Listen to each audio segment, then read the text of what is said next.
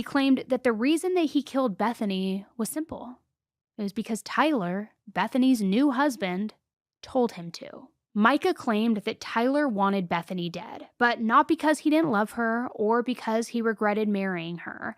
I mean, the reality of this confession was far more sinister. Micah confessed that for months, Bethany was being by multiple different men in their community, himself included. Now, remember how I mentioned earlier that after the community moved to Kansas City, IHOP, the bigger, umbrella organization, required women to live in one house and men to live in another? Well, those rules applied to single members only. Once Tyler and Bethany were married in August of 2012, she was able to move into the men's house. And unfortunately, that made her susceptible to all sorts of that Micah was now alleging had happened. Michael explained that from August up until her death in October, Bethany was being drugged with the very same drug, Seroquel, over and over and over. Michael said that he and some of the other male members of the community would wait until it had been slipped into her water bottle, and then once she was incapacitated, they would assault her. Now, from what I can tell, Michael never specified who these other members were, or at least if he did, their names don't seem to be out there in a big public way.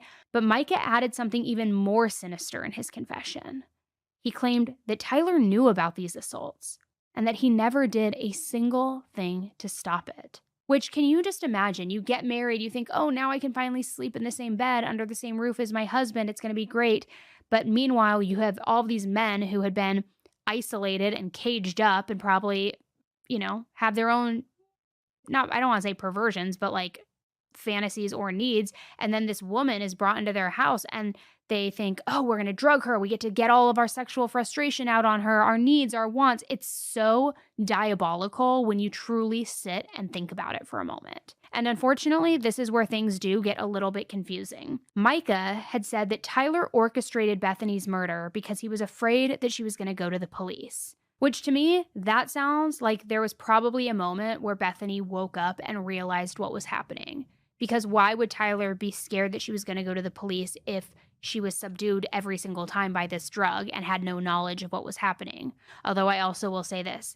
No, I don't know, actually. That could be an argument. I would say once you wake up, women are usually pretty in tune with their body. They know if something has happened, and maybe you even hear chatter, but maybe she did wake up during one of these assaults. We don't know. But Micah said that Tyler was paranoid enough about the police getting involved and the community being ruined that because of that, the only solution was that Bethany needed to die. And Micah even claimed that there was proof of these assaults.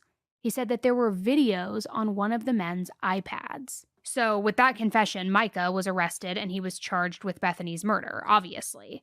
Then, after that, investigators got into contact with Tyler because he obviously needed to be looked at way harder after everything that Micah had alleged. But he didn't agree with Micah's version of events. In fact, Tyler denied ever instructing Micah to kill Bethany. And he also denied the entire story about community members assaulting Bethany, no less him knowing about it. However, he did take some responsibility for her death, just not the way that you might think. His exact quote was, "Do I feel like I have really real responsibility for what happened? Yeah, I do. Bethany deserved a straight husband, and she got a gay one, and she shouldn't ever have to experience that." So at this point, at least now it was apparent that Tyler wasn't trying to hide his sexuality anymore. But they couldn't prove that he was behind her murder. They didn't have the evidence or any of the alleged video footage that Micah said existed. And shortly after Micah's confession, there was another huge twist. Micah got a lawyer, and his lawyer said publicly that Micah actually didn't kill Bethany. Which that's not all that shocking.